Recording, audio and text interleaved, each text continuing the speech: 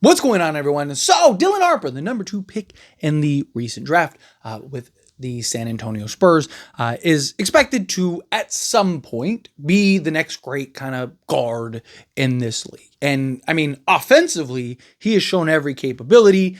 Playmaking wise, he definitely needs to improve on. Defensively, he definitely needs to improve on. He kind of gets a little tunnel vision, doesn't really see the full court. It's kind of part of the reason I really wanted Chris Paul to stick around, because I think Chris Paul would have done wonders for Dylan Harper and just helping him kind of open the court up, see the court a little better. But nonetheless, Dylan Harper, I do expect and think is going to be a great player, if not just an elite level kind of bucket getter for the Spurs team going forward. Maybe he evolves more into a 2 guard rather than the kind of combo guard or point guard type thing, and maybe that's where Stephon Castle really shines and step in. They've been kind of developing him and grooming him to be that point guard last season. Maybe that's kind of the roles. Maybe we're thinking like Dylan Harper, Stephon Castle. Maybe it's Stephon Castle and Dylan Harper. But right now they got De'Aaron Fox, Stephon Castle going into year 2. You got Devin Vassell, right? You got a lot of guys that are going to be ahead of Dylan Harper, at least for now. Right? Dylan Harper has talked and, he's saying all the right things. He's even said like, hey,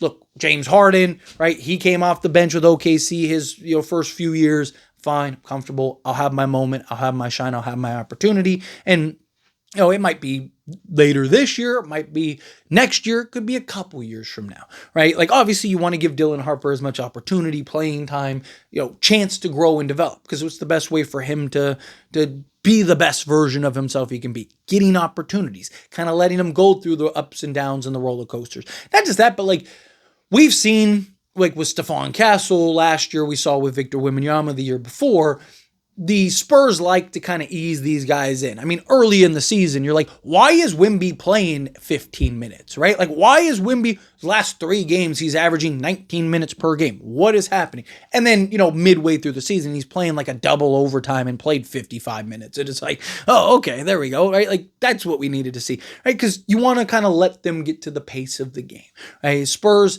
also are in this weird spot where they're kind of in an evaluation year. They need to see which guys kind of rise to the top. They also want to be good and win this year. So, like Dylan Harper, like how much are you willing to kind of sit back and let him go through his lumps this year? How many times are you going to let him kind of like, man, he's having a terrible game. Are you going to kind of let him play through it a little bit? Or are you going to pull that cord quickly, right? Like these are all things that they're going to have to figure out.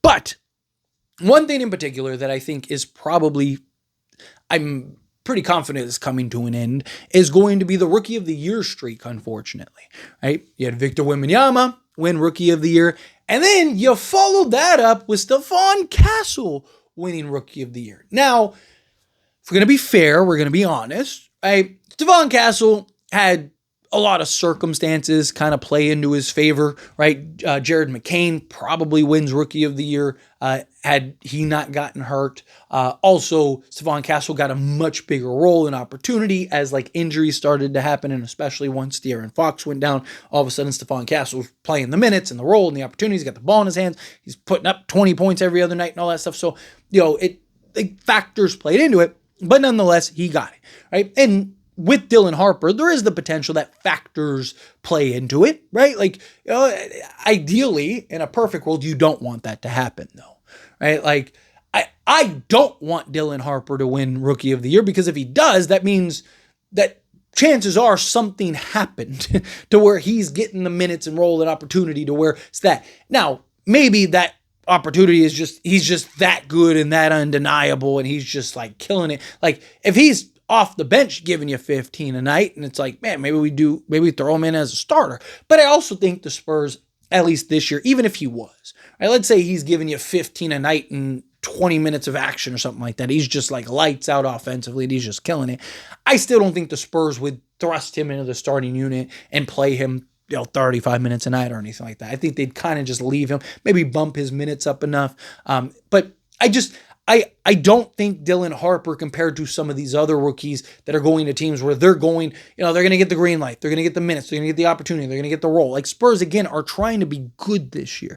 Spurs are trying to make the playoffs. They were just ranked the 10th team in the NBA, right, overall. So all of these things, all of these factors, I think, are going to play a role that are going to limit Dylan Harper in his minutes role-in opportunity, especially if he's coming off the bench and stuff like that. I'd love in a perfect world, he's in conversations for sixth man of the year and he's killing it and, wins rookie of the year because it's like, man, he's winning sixth man of the year, he's winning rookie of the year. And like, it's just Spurs are the best team in basketball and they're just doing unbelievable things. And it's just like, but to be honest, realistic, and add perspective, it's probably unrealistic. Like, that doesn't mean Dylan Harper won't be good this year. I want to be clear about that. Like, I'm not saying like, oh, Dylan Harper's going to be some bum, right? Like, or he's going to be playing 5 minutes a night or anything like that, or garbage time. Or no, I think he'll play a role. I think he'll play an opportunity, but I think he'll be kind of another piece rather than like one of the main cogs, right? Like, I think he'll be, a supporting character rather than,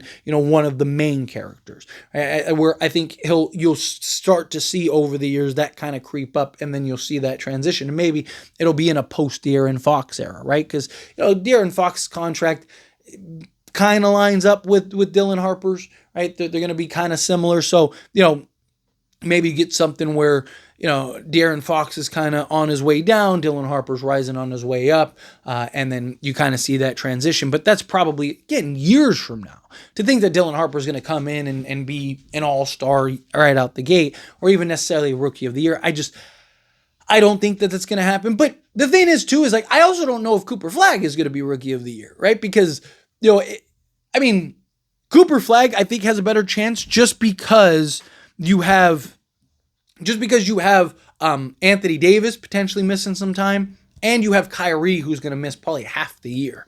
So I could see him maybe get more role and opportunity. But if De'Aaron Fox, Stephon Castle, and Victor Wembanyama are all healthy, then I don't think Dylan Harper's getting a significant role. And that's not counting Devin Vassell. If Devin Vassell kind of gets back to being Devin Vassell, things like that. I just think there's you have at least 5-6 other guys that right now is probably playing over Dylan Harper, which is what's such an odd situation for a team like the Spurs, because, usually when you get a number 2 pick, they're immediately the guy or one of the guys, right? Very rarely are you in this situation. Very rarely are you in this spot. I mean, even when Spurs landed Tim Duncan, right? He immediately was the guy, right? Like, him and the Admiral. So like, I look at it as like, this is kind of a unique, different situation.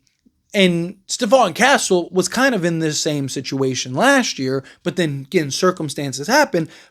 But those circumstances you don't want to see happen this year, right? Like, you want De'Aaron Fox to be as healthy as possible. You want Stephon Castle and Wemby and Vassell and Johnson, all these guys to be really good this year, because the better that they are, the better that the Spurs are going to be going forward. So to me, we'll kind of see how this all plays out, and again, kind of the minutes, the role, the opportunity that Dylan Harper actually gets.